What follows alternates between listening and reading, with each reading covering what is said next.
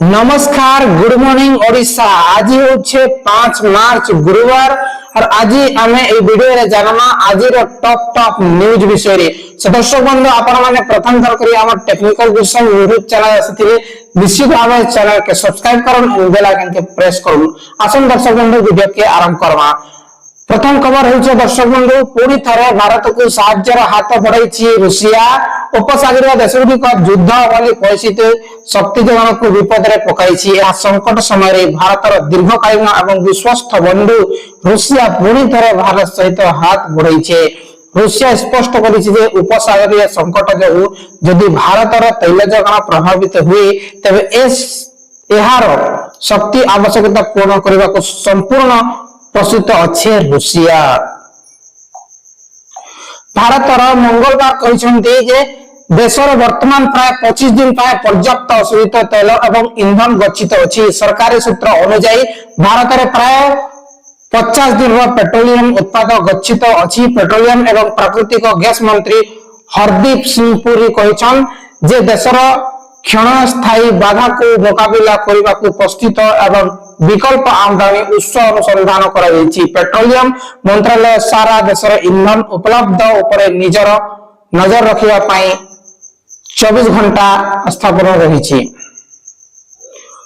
परवर्ती खबर होचे दर्शक बंधु ईरान रे अमेरिका इस्राएल आक्रमण मृत्यु संख्या 1000 पार। ईरान रे अमेरिका इस्राएल आक्रमण रे मृत्यु संख्या 1000 अतिक्रमण करिछि। समस्त विश्व ईरान युद्ध उपरे ध्यान देछि। ईरान रो सर्वोच्च नेता आयतुल्ला अली खेमेनी इस्राएली एवं अमेरिकीय आक्रमण रे प्राण हरैछन्ति।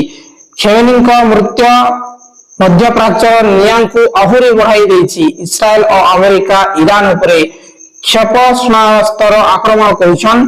ईरान मध्य कठोर प्रतिशोध नेउछि।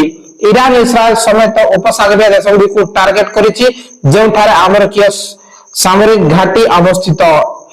ईरान रो क्षेपणास्त्र दुबई कुवैत बहरीन कतार और ओमान भली देश उपरे घातक आक्रमण करी आकाश धुआमय कर देछि। मध्य प्राच्य रे भयंकर युद्ध भारतीयों पाई कंट्रोल रूम स्थापन कले केंद्र सरकार। जारी है हेल्पलाइन। भारतीयों सहायता पाई कंट्रोल रूम स्थापन कले केंद्र सरकार। जारी है हेल्पलाइन नंबर। पश्चिम एशिया एवं गल्फ अंचल लगी रही प्रबल उत्तेजना मध्य सेठारे रहुथिबा भारतीय नागरिकों सुरक्षा को नहीं चिंता प्रकट करिछन।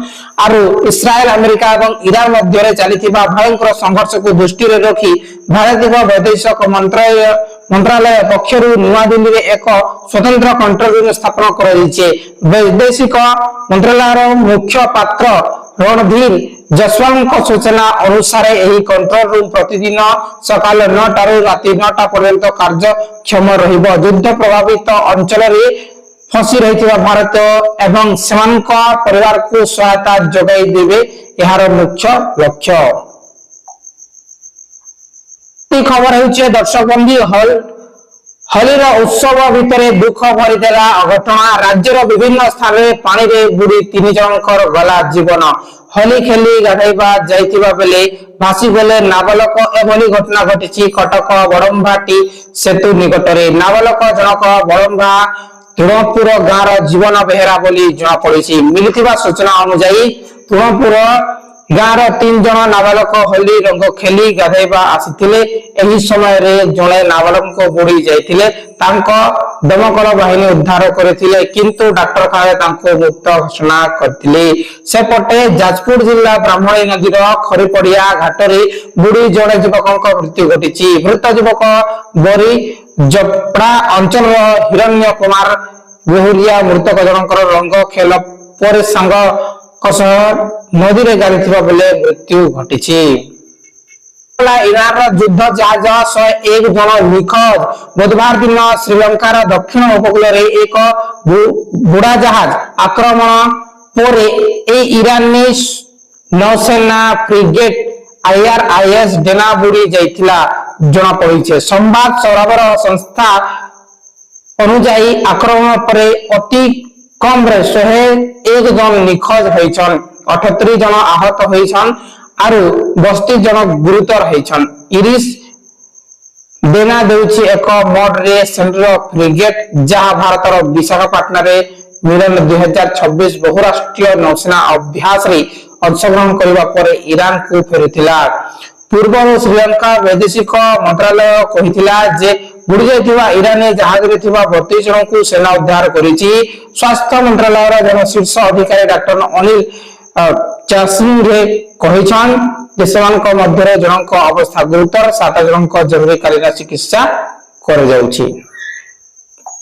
रे कर्मचारी को बड़ उपहार 3% बढ़िला महंगा भत्ता। होली अवसर में मध्य प्रदेश सरकारी कर्मचारी एवं पेंशनभोगी को एक गुरुत्वपूर्ण खुशी खबर मिली। मोहन यादव नेतृत्वाधीन राज्य सरकार महंगा भत्ता डीए रे 3% वृद्धि घोषणा करिछन। लक्ष लक्ष पेंशनभोगी सीधासलख लाभ पाइबे। महंगा भत्ता एबे 55% रु 58% को वृद्धि करा जायछि। मार्च आरंभ बढ़िलानी ताती 39 डिग्री सह झारसुगुड़ा देशर सबुठु अधिक उत्तप्त सहर। 35 डिग्री उपरे राज्यर 20टी सहर तापमात्रा। भुवनेश्वर तापमात्रा 36.8 डिग्री रेकर्ड करा जायछि। मार्च मासर आरंभ सारा राज्य रे बढ़िलानी ताती जाकी आरंभ होइछे हमर अधिका ताती झारसुगुड़ा। परवर्ती खबर होइछे दर्शक बंधु जितिबार किछि ग्यारंटी नाही। इंग्लैंड विश्वकप सेमीफाइनल पूर्वरु एमिति कहले टीम इंडिया। टी20 विश्वकप 2026 रो हाई वोल्टेज सेमीफाइनल रे भारत इंग्लैंड मध्य रे मुकाबला हेबाकू जाउछि। ए गुरुत्वपूर्ण मैच पूर्वरु भारतीय दलर बॉलिंग। बरगढ़ जिला अताबिरा थाना पुलिस को मिली एक सफलता। बुधवार सकाले पेट्रोलिंग समय रे एक स्कूटी को जांच समय रे ब्राउन सुगर जब्त करा जायछि। जनक गिरफ करा जायछि। गिरफ व्यक्ति जनक हेले अताबिरा थाना भईपुरा ग्रामर नवघन त्रिपाठी को 29 वर्षीय पुआ शुभम। एने अताबिरा थाना रे अनुष्ठित खबरदाता सम्मेलन रे बरगढ़ एसडीपीओ कहिछन। टी20 2026 विश्वकप खराब प्रदर्शन करिथिबा बाबर आजम को पाकिस्तान दलरू बाद दिया जायछि। टूर्नामेंट रो 6टी मैच रे मात्र 91 रन करिथिबा बाबर को बांग्लादेश विपक्ष रे हेबाकथिबा एक दिवसीय सीरीज पाई दल रे शामिल करा जाई नहीं। पाकिस्तान क्रिकेट बोर्ड बुधवार 4 मार्च बांग्लादेश एक दिवसीय सीरीज पाई 15 जणिया दल घोषणा करिछि। शाहीन अफरीदी को अधिनायक नियुक्ति करा जायछि। एही सीरीज पाई द्रुत बॉलर शाहीन अफरीदी को अधिनायक नियुक्ति करा जायछि। मुख्यमंत्री पद छाड़िबे नीतीश कुमार। बिहार राजनीति रे बड़ हलचल। बिहार राजनीति रे एक बड़ परिवर्तन आलोचना हेउछि। नीतीश कुमार राज्यसभा एमपी होई पारंती बोली चर्चा हेउछि। एथि पई तांको मुख्यमंत्री पद छाड़िबाकू पड़िबो। जदि यह हुए तेबे यह बिहार राजनीति एक बड़ सुजोग हेबो। यह व्यतीत नीतीश कुमार को पुओ निशांत कुमार को नै मध्य गुरुत्वपूर्ण आलोचना कर जाउछे। जे निशांत कुमार को उपमुख्यमंत्री नियुक्ति कर जाई पारे। भाजपा को मुख्यमंत्री पद मिलबार बोली कह जाइछे। पूर्वरु चर्चा होतिबा जे निशांत कुमार राज्यसभा रु तांकर राजनीतिक कैरियर आरंभ करथिले। निशांत को नाम राज्यसभा पाई प्राय चूड़ांत होई सारिछि। जेडीयू कार्यालय सभापति संजय झा दिल्ली रु पाटना जीवा सहित नीतीश कुमार को राज्यसभा प्रार्थीत्व को नै कल्पना आरंभ हेछि। परवर्ती खबर होइछे दर्शक बंधु होली रे कमिला सुना 22 के किनबाकू जीएसटी और मेकिंग चार्ज बाबद रे देबे केते। पश्चिम एशिया रो वृद्धि पाउतिबा उत्तेजना सत्ते सुना और रूपा ऊपर चाप पड़िछि।